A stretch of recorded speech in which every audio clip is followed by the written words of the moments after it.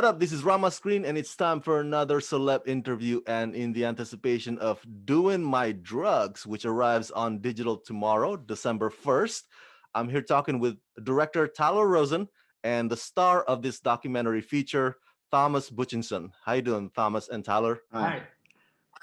Excellent. Great, thanks. Thank you for taking the time, and congratulations on the docu. I very much enjoyed it, and it was an important topic. Let me start by asking each of you, Tyler, what was it about Thomas's Zambia journey that made you want to capture this on film? And Thomas, why was Tyler the right filmmaker to document your journey? Well, for me, it was the music. That's how it started. Thomas and I have been friends for several years, and first time I met him, he was strumming a guitar, writing songs, and I always thought the music was awesome. So when he asked me if you want to shoot a film in Zambia, I was all in. Sounded great to me. And then once we started filming down there and when I realized what the story potentially was about, and then what it really was about, it became a overwhelming journey for myself as well to follow him. So it became a thing for me and then it was a mission. The thing when you asked about why he was the greatest guy, is because he's a good friend of mine. We're just friends, and if you want to travel the world and doing something, even if I'm playing with my band, I want to play with my friends, and I wanted to travel the world with this cool guy that I know this guy, and he's a good friend of mine, which means also he could be in the corner of a room, me playing my guitar, writing songs without me even had to think about that somebody was recording me, because he's just he's just that friend that you can sit next to him without even have to say a word. We can just be in the same room without bugging each other. I originally came from Indonesia, but I've lived in America for 21 years. I'm now American citizen. So whenever I visit Indonesia, my homeland, even though they may see me as one of them, they also see me as an outsider because I no longer live among them. Uh, what was it like for you, Thomas, to be visiting your birthland? Do you get that same sense that I was telling you about, or do you always feel like you're coming home to something familiar and you're immediately home again? First of all, actually, this is going to be a slightly detour, but I met Tyler in Indonesia. On Gili Trawangan. Yeah. We met in Gili, Gili T. Small world. When you said Indonesia, both of us was smiling, yeah, hey. That's awesome. Yeah, we met in Gili T. Oh, but no, it's actually when I'm in Zambia, it's weird that I feel home, but it's still so obvious to all the people that don't know me that I'm not from around. They can also, my dad he was blonde, blue eyes, white guy, and then my mother, she was a black woman, and which means when I'm down there, I'm light skinned compared to them. So it's so obvious that I'm a musungu, as they would call me. They're calling me and Tyler the same words because they're saying you both white. I'm like, not really white, but still, yeah. Tyler, I read that it took you guys 118 days and over 3 years to shoot this documentary. Is that correct? Resulting in over 700 hours of footage. Wow. How did you manage to streamline all of those into what we now see as this 74-minute docu? Well, it took a long time to get it right. That's for sure. I think we were in post for over 2 years. Kept recutting and cutting, and ultimately weeding through 750 hours was insane. It was 118 days, but it was 3 years. Yes. So we shot for a long time. We had a lot of footage. It was a living, breathing story. So I was following Thomas, in the beginning, he just had one son. Then his second son was born, and all of these points in the story were important. So what we thought would be over in a year, and then I thought, okay, maybe 2 years. Well, the story was still developing, so it kept evolving, and I kept following it.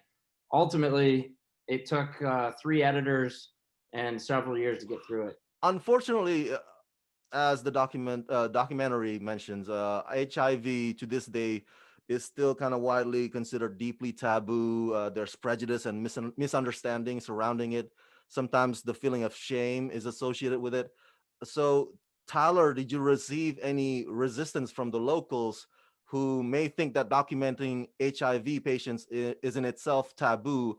And Thomas, how did you break down that stigma barrier with them while you were there? From my standpoint, there wasn't a lot of reluctance, even though the stigma's thick. I think the community's ready to break it, and I think in their hearts they're sick of this lie they're living. If somebody is like stigmatizing me or refusing to be around me because I'm being HIV positive, I see it as I have failed, to spread the message clear enough for them to understand. Don't be scared. I mean, I'm taking my medicine and I'm well medicated. Virus is undetectable, which means that I couldn't even pass this virus on to anybody if I wanted to. And that story is just so clear and simple. And I just want the world to know that story. I want the world to know that my kids are HIV negative, and that this virus is gonna die with my generation. And I feel that if this is a battle and I'm a warrior, and we're gonna win this, clean and simple. And it's not, about how the people aren't supposed to feel shame because they're HIV positive. And I know it sounds a lot easier said than done, because shame is just a feeling that you have. But honestly, it's nothing to be ashamed of. It's just bad luck, pure and simple. And we just need to reach the point where people, they aren't ashamed of their status. And it's just do your drugs and don't infect others and don't die. Because if you don't know your status, if you figure out your status too late, then you're gonna die, which is just the end of it. But today we have medicine, and we're not supposed to die. We're supposed to survive. Thank you for sharing that. Fun question for you, Thomas. I'm curious. You're always carrying your acoustic guitar on this documentary. How many acoustic guitars did you actually bring with you on this trip? Because I noticed it's not the same every time, correct? I mean, I've got a lot of guitars. Look, right there. Wow. Instance, Nice. and those are just the ones that are not in my tour bus right now, because I'm touring, and I have like the 7 ones that I'm using. I have 2 on the floor over here as well. The 7s. I have several. I've got a lot. I've got a lot of guitars. That's awesome. I'm a guitar player myself, so cool to you, man. Yeah. Well, as I'm winding down to my final question, so I gotta ask. Now that we have coronavirus pandemic, so Africa deals with HIV epidemic and COVID on top of that. So how are the Zambian people faring these days with these two compounding the problem? How are they doing today? What's the update? I think it's helping. It's going to help. I hear Thomas talk about HIV's been looking for a vaccine for 40 years, and there's a worldwide rush to find a vaccine for the coronavirus now. So, and a lot of the same people, like in the States, Dr. Anthony Fauci, he's an HIV guy.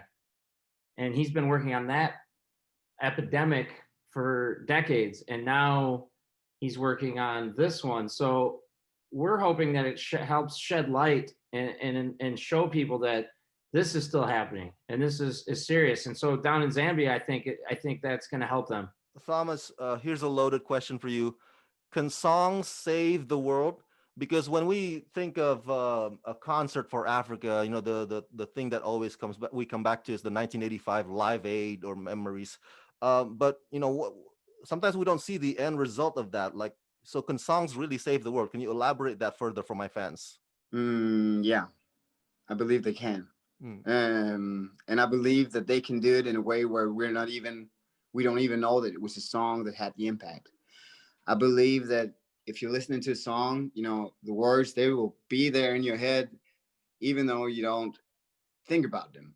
It's like music is like a silent revolutionary. It's just gonna help change the world and do stuff. And I truly believe that music can save the world. I believe that we can change the world through songs and through, actually using culture as educational tools and not just for entertainment. Yeah, it's almost like it needs a branding, you know. It's like it has to be cool, and if you're singing along, it's touching your soul, it's touching your heart. If you're actually just singing the tune, but you're also learning a lesson, that's powerful stuff. And also, you know, when we started this journey out, I believe there was 16% mother-to-child infections in Zambia. Last year they were below 1%, and I know for a fact that, you know, in a lot of the countries that we're collaborating with right now, you know, they're using my story as an example, you know, to tell them out there, is to be like, hey, look at this guy. He's got 2 healthy kids. They're not infected. He was born HIV positive. And I know that the only reason why they're talking about me is because I have my guitar and I know how to sing, you know, and I know how to tell stories through music. And so I believe that that's, you know, of course, music can save the world. No doubt about it. And finally, how and where can my fans help with this effort? Well, you know, Thomas and I started the Muchimba Music Foundation. I helped Thomas run that, and we have this program called the Test for Tickets program. So what we do is we put together a 3 and 4 week testing campaign where if you come and take an HIV test, you're going to get a free ticket to a 1-day show, like a Lollapalooza, a 1-day concert, the top artists of the country. And we threw a concert and tested nearly 11,000 people. So we are hoping to expand the Test for Ticket concert into a full series, a full tour, hit all the provinces in Zambia, and hopefully we can test upwards of 100,000 people. And we don't just test, we also enroll, we immediately provide counseling and enroll those who test positive into patient care treatment program. And then at the end, they come to the concert and they see guys like Thomas, and we hope that's going to really provide a cultural shift and finally, you know, I see Doing My Drugs as like this hammer that just can be thrown through that final pane glass of stigma.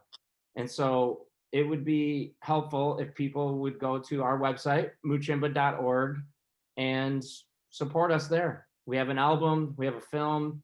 You can donate to the cause, or you can just watch the film, you know? All of it helps, and we hope to test more people in Africa, in Zambia, maybe even South Africa and beyond. All right. For my fans at home, everybody go check out Doin My Drugs on digital tomorrow, December 1st.